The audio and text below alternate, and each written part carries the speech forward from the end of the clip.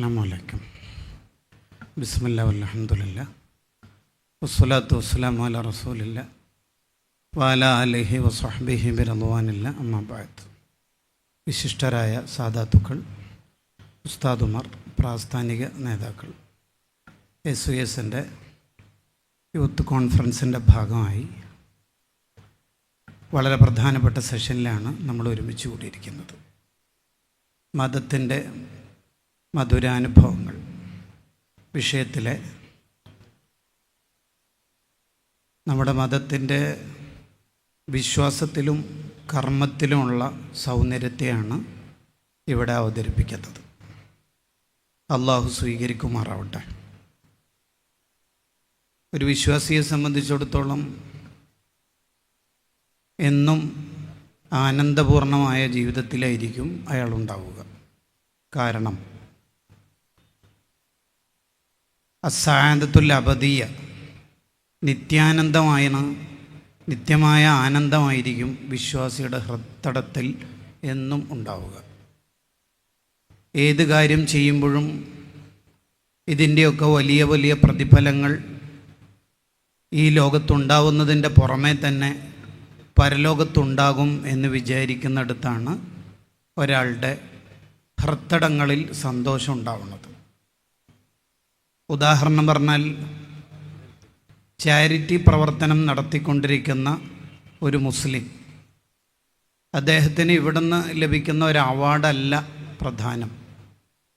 ഒരുപക്ഷെ ആർക്കാണോ സഹായം ചെയ്തുകൊണ്ടിരിക്കുന്നത് അയാളിൽ നിന്ന് തന്നെ തെറിയും അടിയൊക്കെ കിട്ടാനുള്ള സാധ്യത ഉണ്ട്.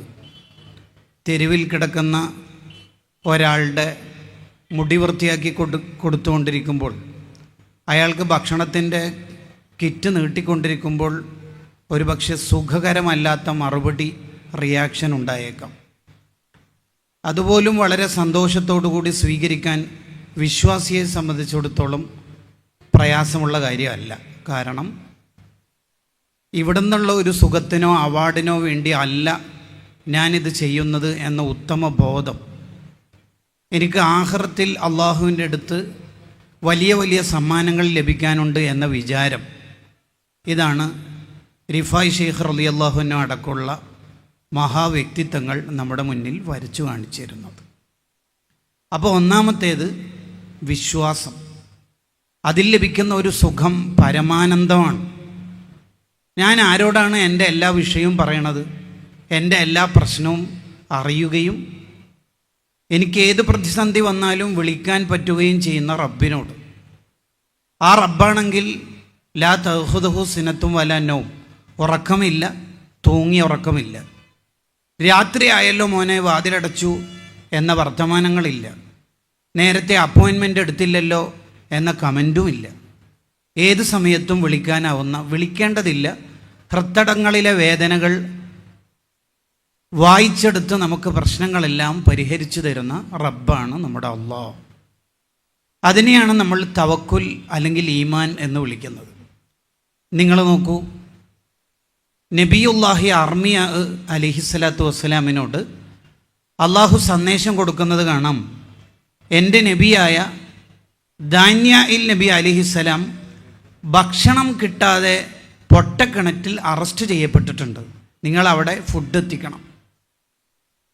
ദാന്യായിൽ നബി അലൈഹിസ്സലാം ഭക്ഷണത്തിന് വേണ്ടി ദുആ ചെയ്തിട്ടില്ല. ആ കഷ്ടപ്പാട് കണ്ടറിഞ്ഞ്, അല്ലെങ്കിൽ ആ നബിയുടെ വേദന അറിഞ്ഞ് അവിടത്തേക്ക് എത്തിക്കുകയാണ് അല്ലാഹു സുബ്ഹാനഹു വ തആല. ഇങ്ങനെ നമ്മുടെ പ്രശ്നത്തെ മുഴുവനും അറിയുകയും ആ പ്രശ്നത്തിൻ്റെ പരിഹാരം മുഴുവൻ അല്ലാഹു നമുക്ക് നൽകുകയും ചെയ്യുന്നു എന്നുള്ളതാണ് നമ്മെ സംബന്ധിച്ചിടത്തോളം ഏറ്റവും സന്തോഷമുള്ള ഒരു കാര്യം.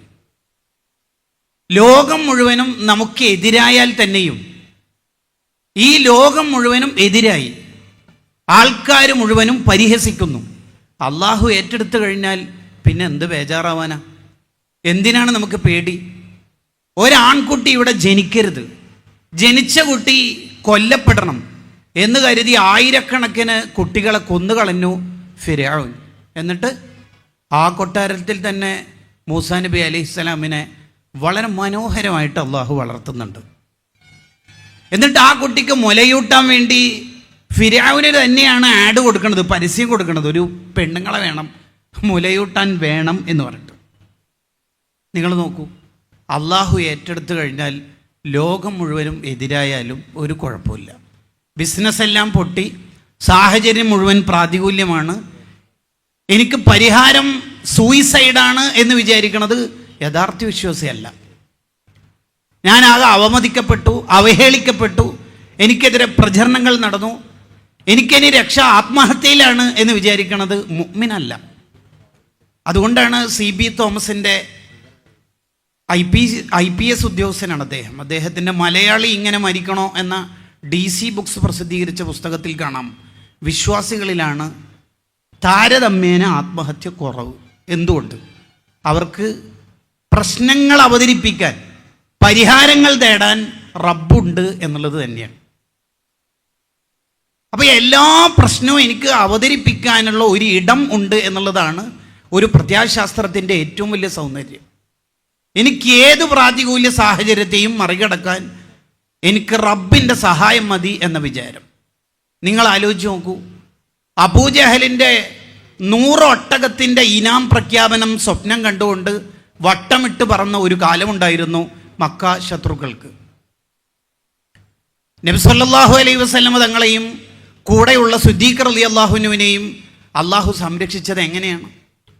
മിസൈൽ സംവിധാനങ്ങൾ വേണ്ട, AK-47 വേണ്ട, വേറെ ഒരു സിസ്റ്റവും ഇല്ലാതെ അള്ളാഹു സംരക്ഷിച്ചത് ലോകത്തെ ഏറ്റവും ദുർബലമായ വീട്, ഒറ്റ ഊത്തിന് പൊട്ടിപ്പോകുന്ന ഇന്ന അഹ്വനൽ ബുയൂത്തിലെ ബൈത്തുൽ അങ്കബൂത്ത്, ചിലന്തി വല കൊണ്ടാണ് അള്ളാഹു സംരക്ഷിച്ചത്.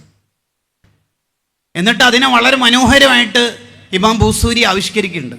വിഖായത്തുല്ലാഹി അനത്ത് അൻ മുളാഅഫത്തിൻ മിനദ്ദുറൂഇ. കോട്ടകൾ വേണ്ട, പ്രതിരോധ മിസൈലുകൾ വേണ്ട, ഒരു ഡിഫൻസും വേണ്ട, അള്ളാഹുവിനെ സംരക്ഷിക്കാൻ ഒരു ചിലന്തി വല വെച്ചേക്കാൻ മതി, ഒന്ന് മതി, അതുമാത്രം മതി. ഇങ്ങനെ എല്ലാത്തിനും കഴിവുള്ള അള്ളാഹുവാണ് എൻ്റെ റബ്ബ് എന്ന് വിചാരിക്കുമ്പോൾ കിട്ടുന്ന ഒരു സുഖമാണ് അൽ ഈമാനു ബില്ലാഹ്, അള്ളാഹുവിലുള്ള ഉറച്ച വിശ്വാസം. ഇങ്ങനെ വിശ്വസിക്കുന്ന ഒരു മുഅ്മിനിന് എന്തിനാണ് ടെൻഷൻ? അയാൾക്ക് എന്തിനാ മൂഡ് ഓഫിൻ്റെ ഇമോജി? അയാൾക്ക് എന്തിനാണ് പ്രയാസം? അയാൾക്ക് എന്തിനാണ് പ്രതിസന്ധി? വളരെ ആനന്ദപൂർണമായ ജീവിതമായിരിക്കും അയാളുടേത്. ഇപ്പോഴും എൻ്റെ പ്രശ്നം പറയാൻ ഒരിടമുണ്ട്.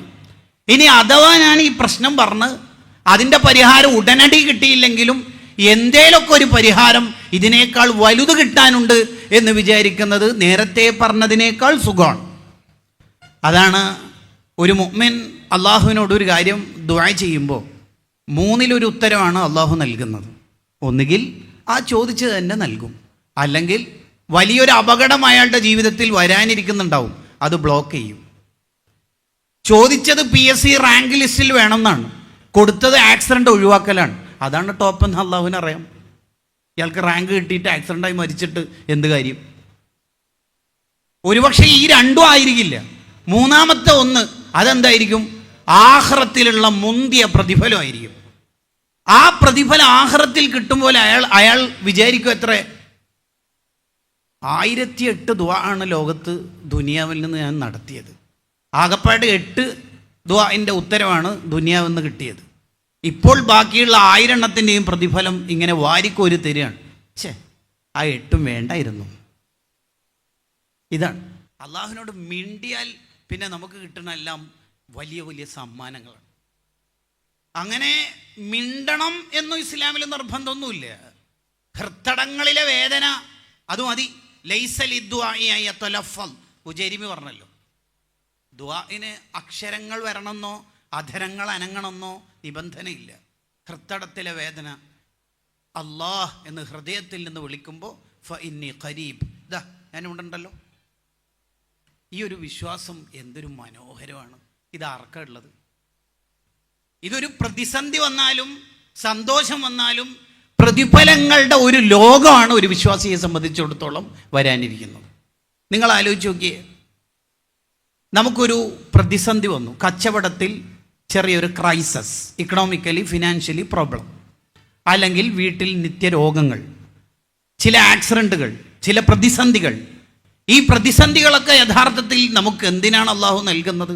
നമ്മളെ ശുദ്ധീകരിക്കാനാണ്, നമ്മളെ നന്നാക്കാനാണ്. ലോകത്തെ ഏറ്റവും കൂടുതൽ പ്രതിസന്ധി ഉണ്ടായത് അള്ളാഹുവിൻ്റെ ഇഷ്ടക്കാരിക്കാണ്. മൂസാ നബി അലൈഹിസ്സലാം ഒരു വഴിയിലൂടെ നടന്നു പോകുമ്പോൾ ഒരാൾ വലിയ രോഗം പിടിച്ച് കിടക്കുന്നത് കണ്ടു. അള്ളാഹുവിനോട് മൂസാ നബി അലൈഹിസ്സലാം ചോദിച്ചു, ഇയാൾ നിനക്ക് നന്നായി ഇബാദത്ത് ചെയ്യുന്ന ആളാണല്ലോ, ചില രോഗങ്ങളൊക്കെ ഇയാൾക്ക് വന്നിട്ടുണ്ടല്ലോ. അള്ളാഹുവിൻ്റെ മറുപടി, ഇയാൾ സ്വർഗം ചോദിക്കുന്നതോടൊപ്പം സ്വർഗത്തിലെ ഉന്നത സ്ഥാനം ചോദിച്ചു. അതിന് മാത്രം അയാൾക്ക് കർമ്മങ്ങളില്ല. ആ മോനിക്കാണെങ്കിൽ ആ ഉന്നത സ്ഥാനം കൊടുക്കണം എന്നാണ് എൻ്റെ ഒരു ആഗ്രഹം. അതുകൊണ്ട് ചെറിയൊരു രോഗം കൊടുത്തു, അതിന് ക്ഷമിച്ചാൽ ആ ഗ്രേഡിലേക്ക് എത്തും. അതോടുകൂടി അയാൾ ഹി ഹാസ് ഗോട്ട്സ് ഫസ്റ്റ് പ്രൈസ്. അതാണ് എൻ്റെ ഒരു ഉദ്ദേശം. നിങ്ങൾ നോക്കൂ, എന്തൊരു രസമാണ്. ഒരു ദിവസം പനി ബാധിച്ചാൽ ഹദീസ് പറയുന്ന ഒരു കൊല്ലത്ത് ദോഷം പുറത്തു. ആരും വലിയ ക്യാൻസറൊന്നും വരണ്ട, ഒരു മുള്ളു തറച്ചാൽ തന്നെ നമ്മുടെ ദോഷങ്ങളൊക്കെ പുറത്ത് കിട്ടും. മുള്ളും തറക്കണ്ട, ടെൻഷനായ മതി. റബ്ബേ, ഞാൻ ഈ ഓട്ടോ ഒക്കെ ഓടിച്ച് ഈ ലോഡൊക്കെ എടുത്ത് ചായ കാപ്പി റെയിൽവേ സ്റ്റേഷനിൽ വിറ്റ് എൻ്റെ 4 മക്കളെ എപ്പം കെട്ടിക്കാനാ? ആ ആലോചനക്ക് തന്നെ ദോഷങ്ങൾ പൊറുക്കും. കുടുംബത്തെ ഓർത്തിട്ടുള്ള ടെൻഷൻ ഉണ്ടാകുമ്പോഴേക്ക് ദോഷം പൊറുക്കും. എന്തൊരു രസമാണ് നമ്മുടെ മതം, എന്തൊരു മനോഹരമായ ആശയമാണ്. ഇങ്ങനെ ആലോചിക്കുമ്പോൾ തന്നെ അള്ളാഹുവിനോട് ഇഷ്ടം ഇങ്ങനെ കൂടിക്കൊണ്ടിരിക്കും. അതാണ് വല്ലദീന ആമനു അശദ്ദു ഹുബ്ബല്ലില്ലാ.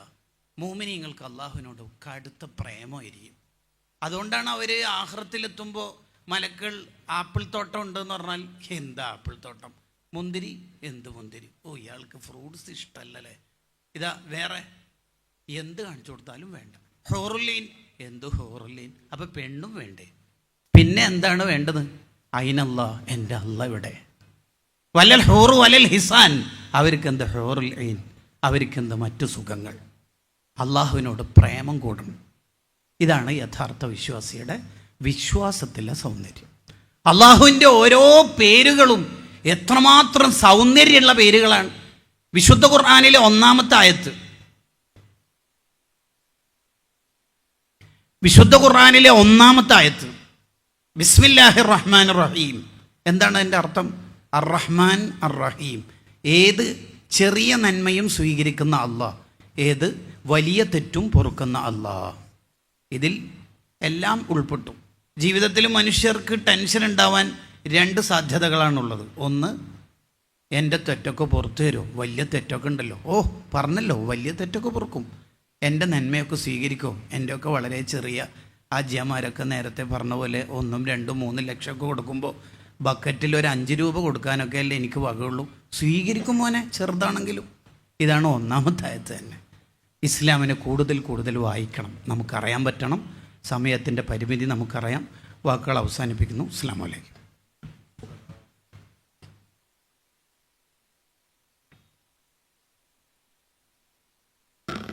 കേരള യുവജന സമ്മേളനത്തിലെ 2-ാം ദിവസം ഇവിടെ സമാപിക്കുന്നു. 3-ാം ദിവസത്തെ പ്രവർത്തനങ്ങൾ ഇന്നലെ സൂചിപ്പിച്ചതുപോലെ തന്നെ സുബഹിക്ക് മുമ്പ് എഴുന്നേറ്റ് പ്രാഥമിക കർമ്മങ്ങളൊക്കെ നിർവഹിച്ച് നമ്മുടെ 3-ാം ദിവസത്തെ ക്യാമ്പുകളും അനുബന്ധ പരിപാടികളും ആരംഭിക്കും. എല്ലാവർക്കും നന്ദി. ഈ സമ്മേളനം ഇവിടെ അവസാനിക്കുന്നു. സല്ലല്ലാഹു അലാ മുഹമ്മദ് സല്ലല്ലാഹു അലൈഹി വസല്ലം. സല്ലല്ലാഹു അലാ മുഹമ്മദ് സല്ലല്ലാഹു അലൈഹി വസല്ലം. അല്ലാഹുമ്മ സല്ലി അലാ മുഹമ്മദ് യാ റബ്ബി സല്ലി അലൈഹി വസല്ലം.